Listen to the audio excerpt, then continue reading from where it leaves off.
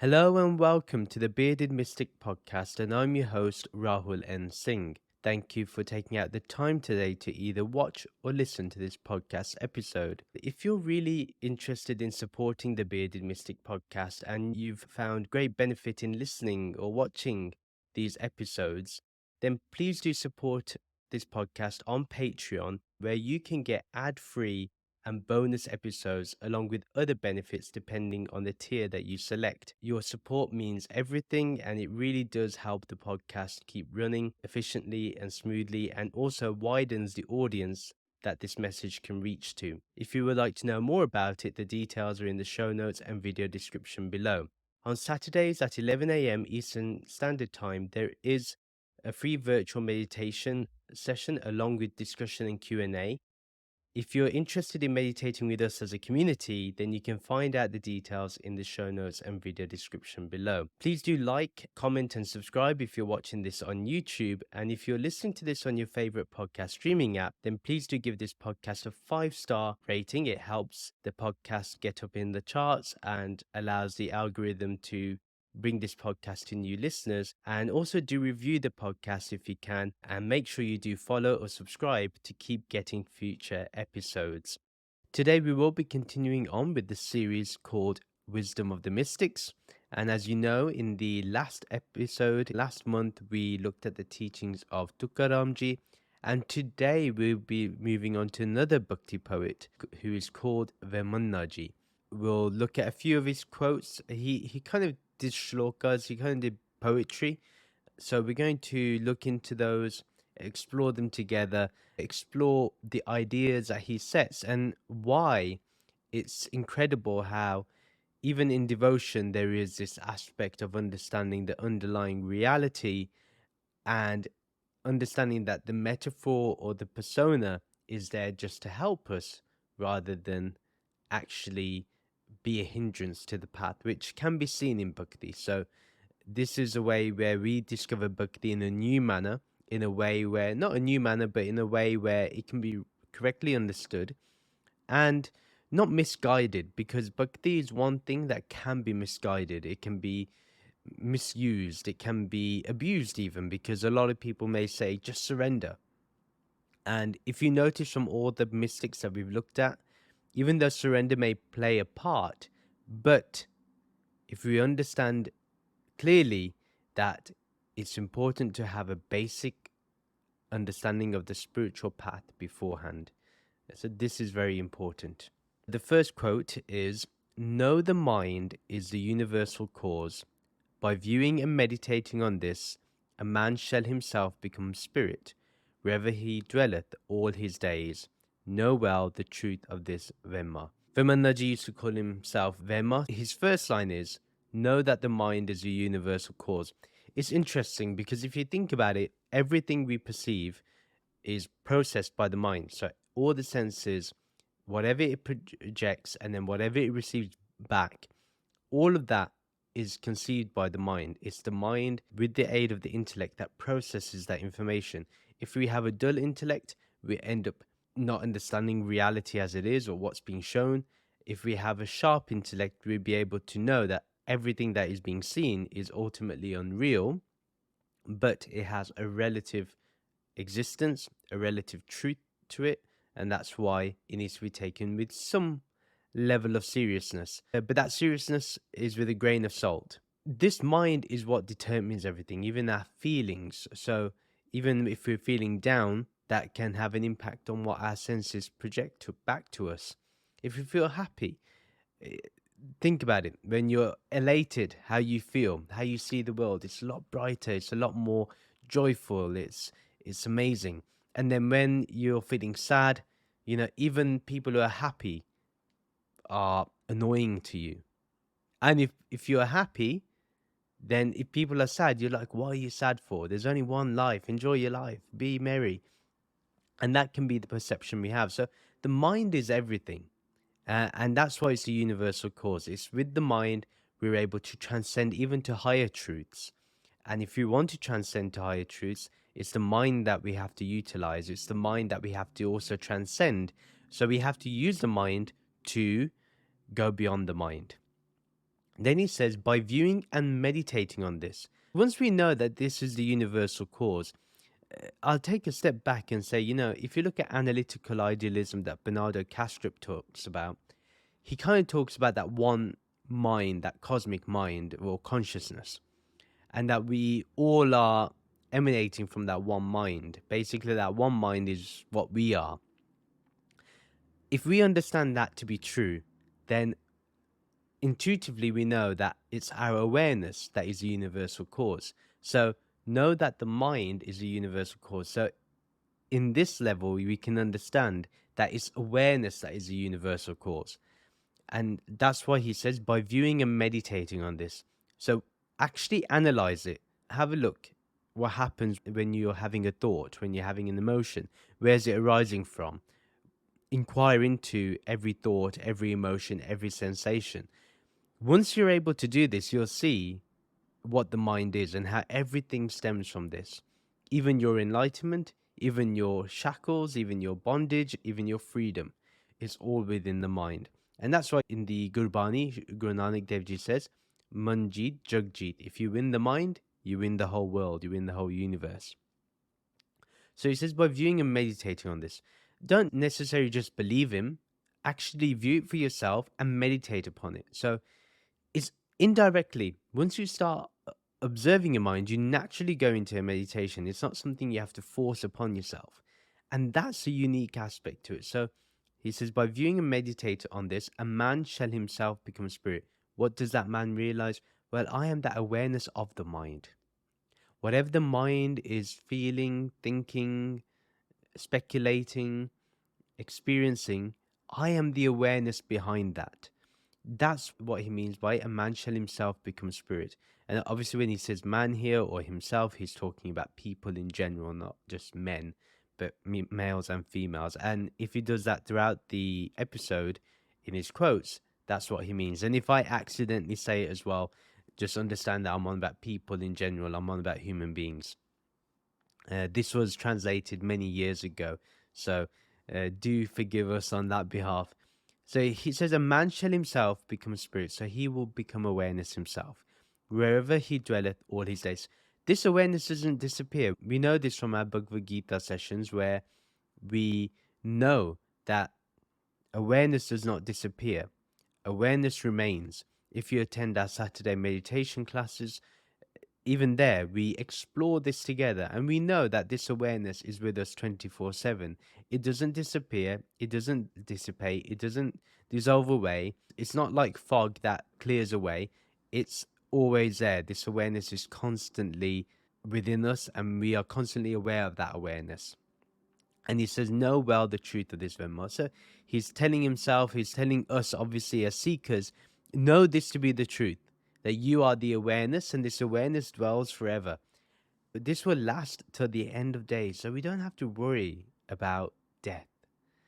Death will be another thing to be aware of, another event to be aware of. Now, innately, we all have that fear of death, but remember, become aware of the fear, and then you become aware of death itself. That's how simple this is. Then the second quote, the learned Brahmins who read all that is to be read cannot yet attain heaven and the Brahman. If you remain still without moving thy lips, this shall thee within thy mind the glory of the perfected saint. I'll make that into more simple English in a minute. So, the learned Brahmins who read all that is to be read cannot yet attain heaven and the Brahman. So this is very interesting. We have Brahmins, people who are from the priestly class, or priests in general, or even, I would say, anyone that can do rituals can be considered a Brahmin who reads a lot of scriptures. Reciting scriptures is one thing. We have a lot of people that do that in India and even here. Nice, but what's more? Does that person attain heaven? No, because we know heaven is attained by karma. So one has to commit to doing positive actions in order to get to heaven or Svargalok. And when it comes to Brahman, that can only happen from Gyan, not just by reading, but by understanding. Once we understand, then we can take things to another level. Hence, in Advaita Vedanta, we learn that we should have Shravana, Manana, Nididhyasana. Shravana may be just reading, right? You read the message. Manana means believing in the message, reflecting on the message, seeing how to apply the message. Then Nididhyasana is actively practicing those teachings, actively applying those teachings, and making them your everyday life. That's Nididhyasana. When we are meditating, when we totally get absorbed by what we've known, by what we've heard. Okay? So that's what it means. And that's how we get to Brahman. So it's not just about reading the Upanishads, it's not just about reading the Vedas, it's actually by absorbing the message, reflecting upon the message, and then putting it into our life. Are we actually viewing Brahman in everything? Are we seeing it everywhere? Are we seeing it within everyone? Are we seeing it within every living being? Are we understanding that Brahman is that awareness that is within us, that's within everyone? That same consciousness within me is the same consciousness outside. Are we totally understanding this point? That's what Vemana Ji is talking about. The learned Brahmins, remember, just because you're a good bookworm and because you've read a lot of books, doesn't mean that you have spiritual wisdom. You can have knowledge for sure. It's good that you know things. But what's the wisdom when you apply it, when it becomes your very being? That's what that means. So then he says, if you remain still without moving thy lips, what does that really mean? So what happens here is when you understand a teaching, you don't have to speak about it. If you know your Brahman, you don't have to speak about it. You remain still without moving thy lips. You do not need to move at all. You do not need to do anything. You don't need to react in a certain way. And then he says, this shall be within my mind. That this shall bring this Brahman within our mind. The glory of the perfected saint. And that's what happens with the perfected saint. That's the glory of them, that they shall bring what's true into the mind. If you remain still without moving thy lips, this shall be within my mind. This should put the truth in one's mind. This is very important to understand, that this whole quote is really about understanding that the glory of a perfected saint is one that meditates and can be in pure stillness within the mind and be absolutely absorbed by the teachings of the saints and sages and the Vedas and Upanishads. Then third quote, Vemana opened not his mouth to say no to anyone's assertion. Thus, he seems like to a madman. He can explain every mystery of that Vedantam which destroys all distinctions and differences. From this knowledge, his apathy arises. It's a very interesting verse, and a verse that we can discover together. So he says, Vemana opened not his mouth to say no to anyone's assertion. This is very interesting because in today's day and age, if you know somebody's wrong, we have to react, right? I do a reaction video. We don't have to disagree with someone's assertion. So, for example, even though I may disagree, say, with ISKCON's philosophy, that doesn't mean I have to hate upon them.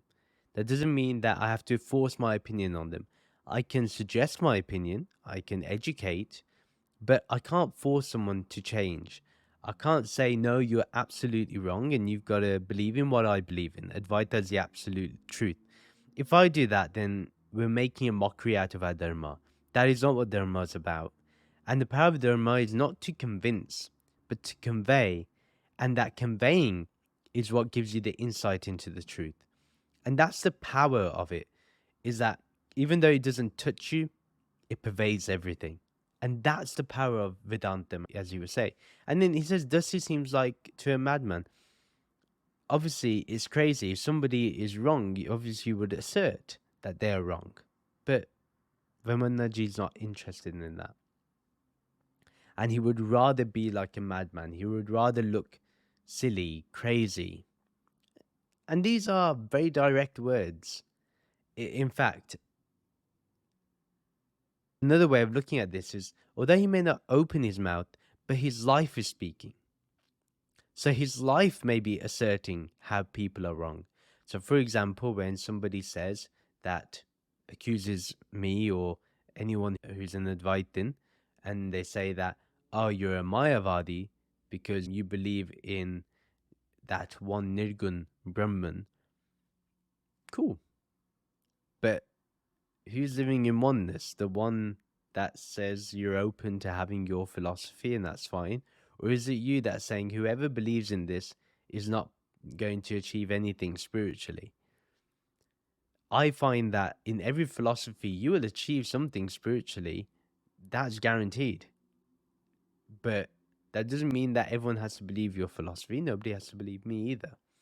So that's why that person may seem like a madman, because they don't assert themselves, but they show it through their actions, they show it through their being, they show it through their nature, their personality.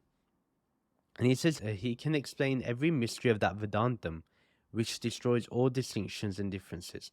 This is the most crucial aspect and the difficult thing, that how can you destroy someone's distinctions and differences? We live in duality. We live in a world where we are constantly reminded about not only our own name and form, but the name and form of others. So here it says that he can explain every mystery of that Vedantam, which destroys all distinctions and differences. So what is it that it shows? It shows that which cannot be distinct, and it shows that which doesn't have a difference, that doesn't differ in any way, that doesn't change in any way, that isn't separate in any way. What is that? That Vedantam is the absolute truth, the absolute reality. And that's what Vedanta offers. Any Vedanta offers that, at least, that somewhere, somehow, you will have to transcend your distinctions and differences, because anything that changes is unreal. Then he says, from this knowledge, his apathy arises. So it's from this knowledge then that we look at sannyas, where we look to give up our assertions, where we give up our hope of trying to change someone's point of view. There's a lack of interest in doing so. So that person becomes indifferent. And that arises because of this knowledge. This knowledge says that everyone is pure, everybody is correct. Why should I disagree with anybody? Why should I have hatred towards anyone? Why should I try to prove another person wrong? What will I achieve from it? What will I get from it? I may get a bit of an applause, maybe on TikTok or on any other platform. But what about internally? Am I completely convinced of the truth? Apathy is something that we should have towards our actions. So if we act, we have apathy towards the results of those actions. Then the fourth quote, he whom in this world knows wisdom, to him there was no next world, he as if in heaven. He shall not lose his soul even in the death of Brahma, in that he shall be absorbed in the divine mind. I guess when he talks about divine mind, he's on about divine consciousness. So I think what we can understand now is that he's talking about consciousness. Now he says, he whom in this world knows wisdom, to him. So whoever knows wisdom, whoever knows this reality, whoever has applied that knowledge, what can we know about them? They know that there is no next world. Because according to them, they're already in heaven. Heaven is a state of mind. And therefore, what next world is there? Does he have to care about the next world? If you're literally living a life for spiritual illumination, then you're guaranteeing that there is no next world. And then he says, he shall not lose his soul even in the death of Brahma. They say that we live in one day of Brahma, we have the whole universe functioning, and then one night of Brahma is the whole universe in a void-like state. Here what Vemana Ji is saying is that person will not even lose his soul even if they go into pralaya, even if they go into that state between the dawn and dusk of the universe or Brahma. And he says, in that he shall be absorbed in the divine mind. If you know this, if you know there is no death, what will happen? If you knew that your last day on earth was going to happen on such and such date, what would you do? Would you focus on your spirituality? Would you focus on your spiritual values? Will you focus on getting more money, getting a job? What would you do? That's what I'm asking right now. What would you do? How many of us would like to be absorbed in the divine mind? How many? How many? Write your comments. Let me know that if you want to be absorbed in the divine mind. How can we become absorbed in the divine mind? The only way is to fully accept that Brahman is everything, that Brahman is the only thing, and that once we know that Brahman is the only thing, we are absorbed automatically. That's what we need to understand. So, whoever knows wisdom truly knows that being absorbed in the divine mind is absolutely real. Just becoming aware of awareness is enough, is more than enough. Then the fifth quote: until he explores his own soul, a man acts or roams in ignorance of God or illusion caused by God or Maya. If by meditation you comprehend that God is a spirit by understanding the beatitude, shall be clearly manifested to thee, O Vemana. He says, until he explores his own soul. One thing is, we have to explore our own being. We have to explore our own awareness. Have a look at the origin of this awareness. Does it have a beginning? Does it have an end? Does it travel? Is it in all 10 directions? Is it everywhere? Is it pervading everything? So first of all, we need to explore our own soul. Then it says, a man acts or roams in ignorance of God or illusion caused by God. We think this world is absolutely real and we treat it as absolutely real, and that God may be a fictional idea, or reality is a fictional idea, or we think Maya can be easily defeated. If there's one thing that cannot be defeated, it's Maya, because we have to live in it. Even while we have this body, we are always going to be in Maya. To expect anything else is to be silly in spirituality, and to hold yourself to such accounts that you will not be able to achieve what needs to be achieved.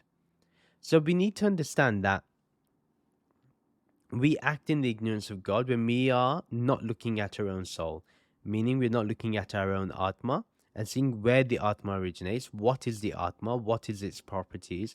Where does it arise from? What is it truly? Once we get rid of that ignorance, we are no longer going to be in the game of Maya.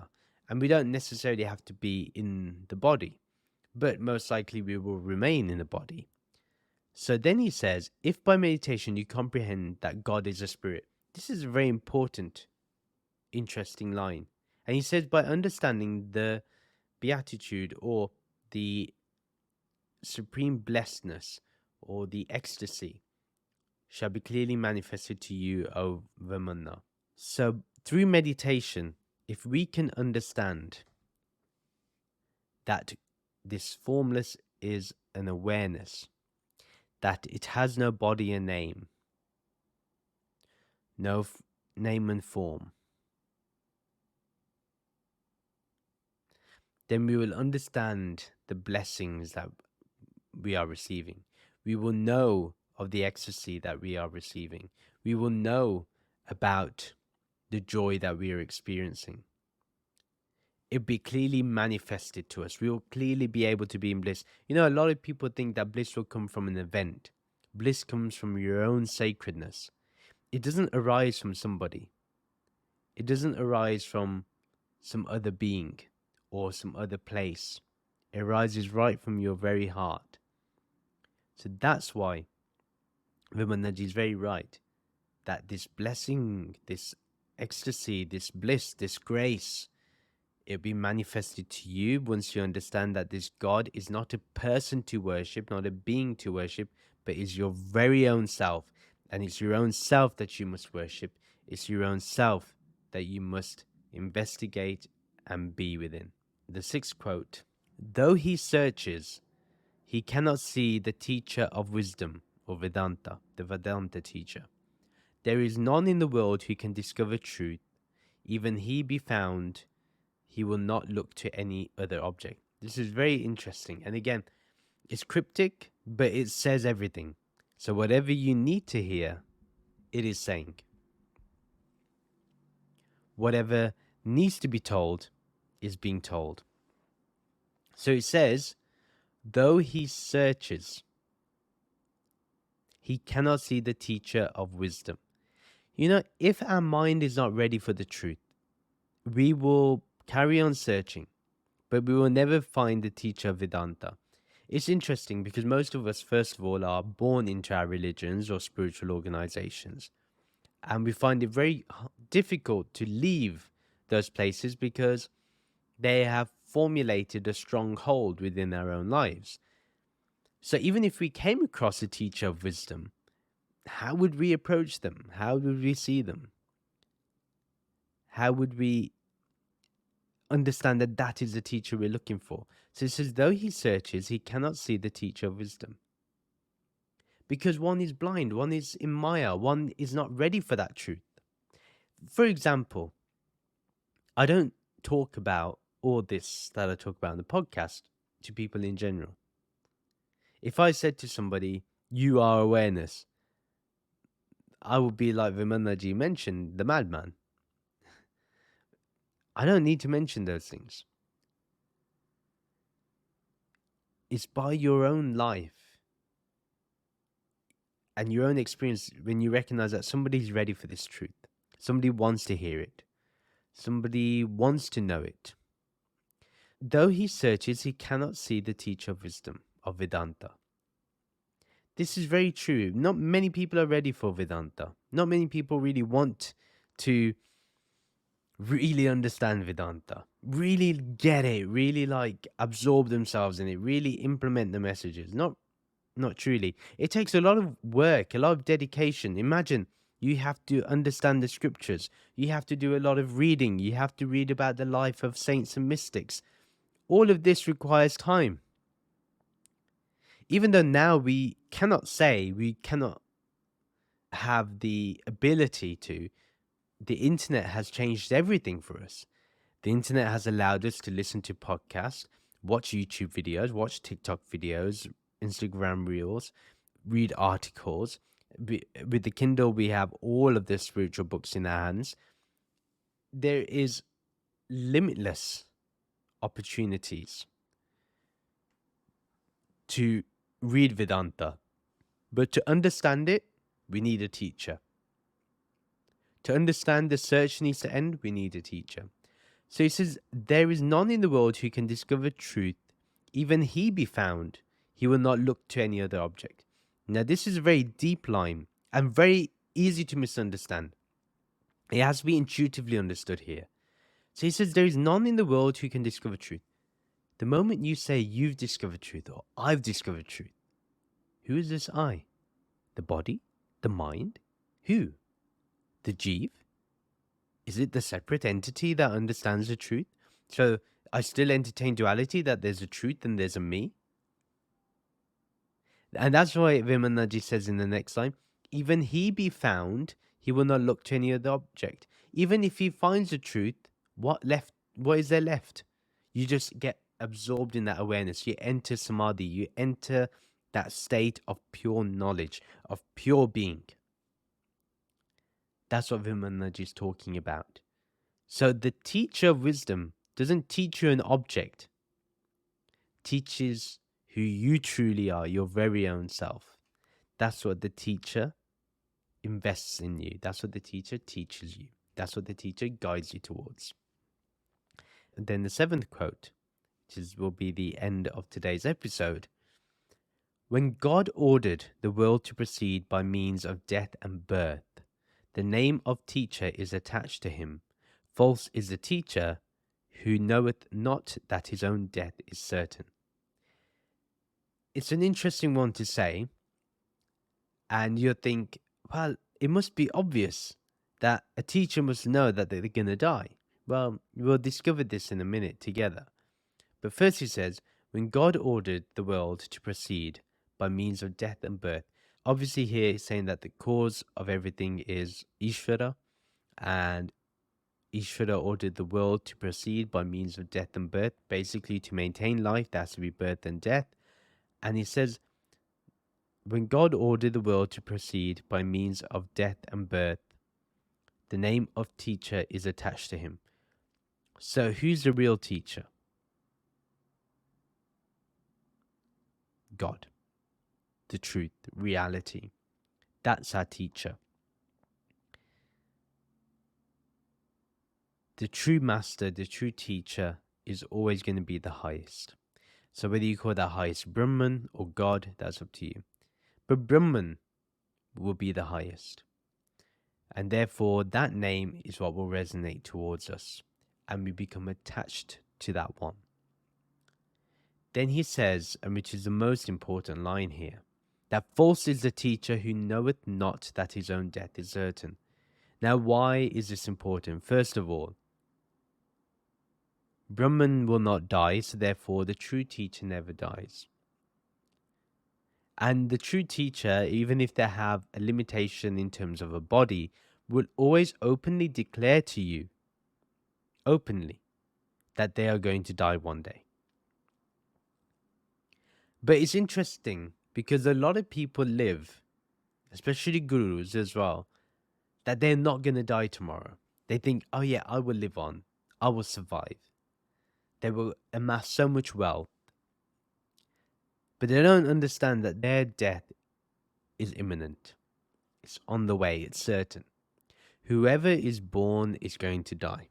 Whoever enters this world is going to die. This matter has to die. Why it happens, we don't know. That's the play of Maya.